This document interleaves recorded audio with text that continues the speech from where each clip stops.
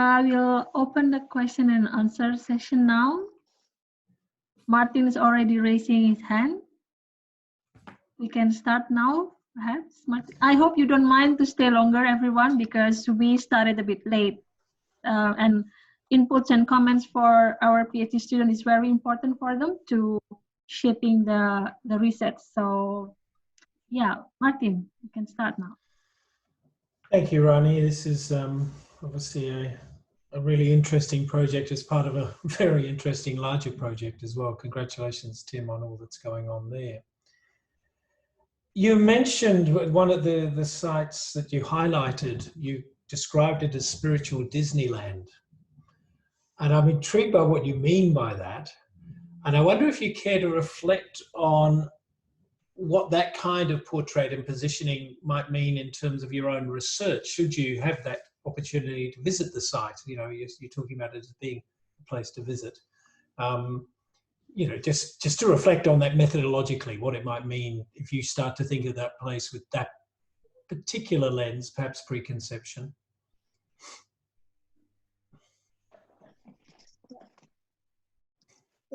Should I take more questions or? You can answer it now if you like. Yes, so why calling Lumbini as spiritual Disneyland? So for thousands of years, the city has not really held that high place for Buddhist pilgrimage and Buddhist pilgrims. And however, in recent years, it has started, or it is being showcased as the international and the highest pilgrimage site for Buddhists, as the birthplace of Buddha. And interestingly, this year, the theme of the International Buddhist Conference and the UN Vesak festival that was to be celebrated in Lumbini was aimed at showcasing Lumbini as the origin of Buddhism philosophy and original place of Buddha. So, and in the background of that, we also see the spiritual values and the philosophical values of that place. It's not just constrained to celebrating Buddhism and Buddhist values, but in the background of that, Lumbini has also witnessed a lot of cultural infrastructure developments and urban infrastructure developments, as well as developments in the name of celebrating that spirit of that it's an international peace city, and that's especially seen as the city of Bodh Gaya, which is highly regarded by the Buddhist pilgrims. Now, how do I see it or address it as converting the place into a spiritual Disneyland? Is because here again, the cultural and the religious values of Buddhism is being tapped for spiritual cooperation. And this is not just cooperation, there is cooperation, there is rivalry, and there is always also competition between wherein this city as well as Nepal as a country is being sandwiched between India and China. So all these values of rivalry and interesting dynamics of tapping religion, which is for its geopolitical use of the spiritual values of Buddhism, and how this is turning the city into a spiritual Disneyland. And not just Lumbini, but also there are other cities which are being used in the same way. For example, Buddhist city of Sri Lanka, or even Lanzhou in China.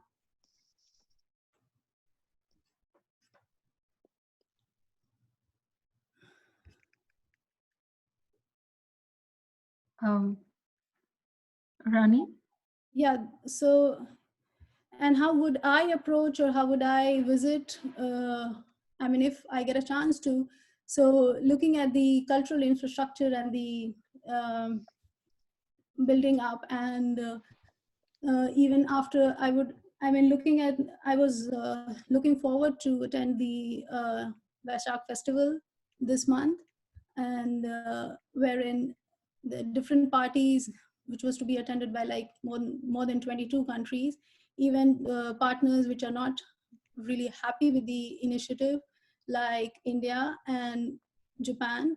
But when it comes to showcase the shared values of Buddhist tradition and heritage, interestingly, the unhappy partners to join the BRI are also showing up to re-invoke the values of Buddhism and re-invoke the values of shared tradition during on the Silk Road history.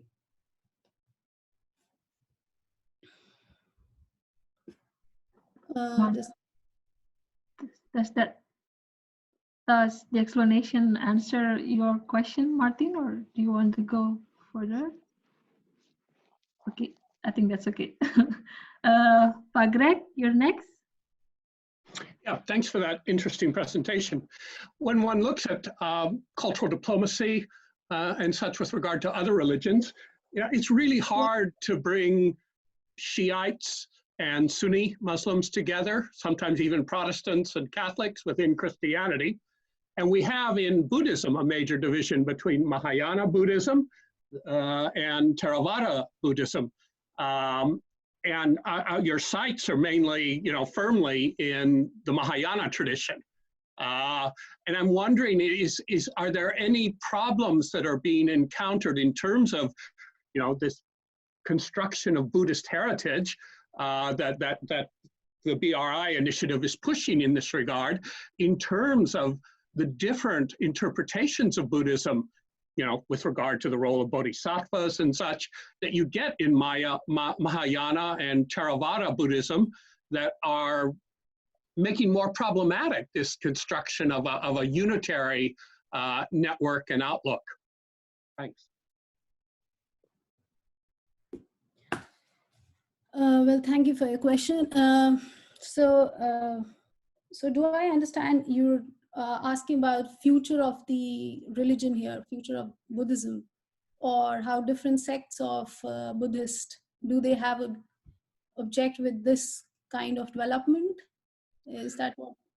I'm wondering if there are any contestations going on in terms of the construction of Buddhist heritage because of the differing views of Theravada and Mahayana Buddhism. I mean, the major players you were talking about, Nepal, China, you mentioned Japan and such. There was one slide that mentioned Myanmar, which is in the Theravada camp, but it seemed primarily Mahayana countries. So I'm wondering, is there any sort of differentiation, any sort of internal contestation of this sort of Buddhist diplomacy coming from the divide between Theravada and Mahayana Buddhist adherents? Well, talking about the contestation between the different sects of Buddhism, well, I have not really explored deeply into that. Well, it's a good way to look at the contestations from the different sects of Buddhism and how, if at all, it is there and how it is coming. So, both the different countries are approaching these different sects of Buddhism in different ways. For example, China is building upon trying to get its hold in Nepal. India is trying to win the favor of Bhutanese and Mongolian Buddhists, along with Japan. And all these parties have their own, both the parties or all the sides. So it's not that completely, and even in, like, for example, Tibet Buddhist, how much religious protest or internal contestations are going on. It's not so easy to get that information, how much it's going on within that. But talking about their contestations against this new kind of developments and policies, as far as like Tibetan Buddhists, so in last 5 to 6 years, the leader of the Tibet Buddhist, the highest leader of Tibet Buddhist Association, he finally appeared on an international Buddhist forum, and China gained his support, and they're also trying to control the succession of next Dalai Lama. And in that case, India is playing its card against the exiled Tibetans, and Mongolia has joined hands with India and Japan. So all these sides are playing their own favorites. And about the internal contestations, so far in Nepal, against the Buddhist infrastructure, I haven't come across any huge protest against the Buddhist infrastructure. In Sri Lanka, I've come across few contestations. And within China, not really clear about that. Yeah, but that's a very interesting aspect to look at. Okay, thanks. I think we have Yu Tao next. Thank you very much. Rani is my student, and of course, I think she has done a fantastic job. So really, I'm here to respond to Greg's question here. So I think, Greg, that's a great question. On the other hand, this division within religion, they are also constructed as a life project. So I think Rani's project can also help us to understand how this configuration within religious they are constantly reconstructed on a live basis.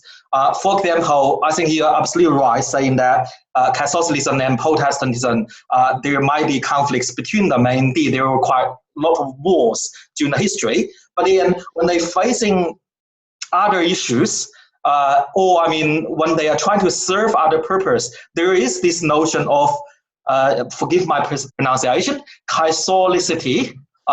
They all bring Catholicity, so it's sort of the bigger church, bring Catholics and Protestant and this kind of church together. Of course, they are all against the, like the how do you say that? Not Orthodox, but I forgot the name. But for example, Mormon is not considered there, right? So I think actually, you think about Tibetan Buddhism and the Buddhism in the China Purple or the Han region of China, or the Buddhism in Japan, they might, depending on which level you see it, they might be similar when they face a common, other, or they can be quite different when they are actually compared against each other. So these things are just constantly constructed. So I think Rani's project provides a good opportunity for us to just look deeper into, rather than taking any predefined categories within any religion or predefined denominations. I think it's also a way of seeing how this geocultural process clearly driven by certain countries with their own agenda come back to reshape this kind of change of the notions within different religions. Sorry, it's probably too defensive to my student, but I do think it's a great project there. And hopefully that partially address your questions there. That's quite a support from a supervisor. That's great. So any more questions? Mona? Yeah. You're still mute, Mona. Please unmute yourself. Yeah.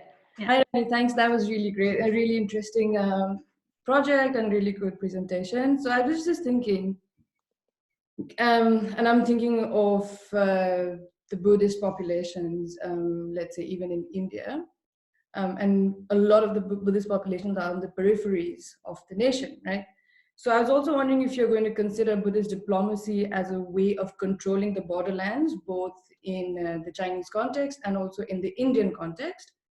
And also, will you also be looking at the complementary infrastructural projects that are going on? Because if Buddhist diplomacy is a part of BRI initiative, so is development of all sorts of different kinds of infrastructure, right? So will you also be looking at it? What are the complementary projects going on, especially if you're going to Nepal? Are you going to be looking at the infrastructural projects like roads, dry ports, airports that are being built in Nepal? Yeah, that's it. Thanks. And Mona, thank you for your question. Yeah, that's very nice. So talking about the, how do you see this as a way to contain borderlands? So this whole, if just talking in terms of infrastructure and developing infrastructure in these areas, whether it's within China or beyond China through BRI, of course, that's why I say how's remapping of this whole thing. I use this word reorganizing and redrawing of geographies. Yes, this is a bigger part of it. And where the other complementary infrastructure projects that you're talking, if I would cover within this diplomacy.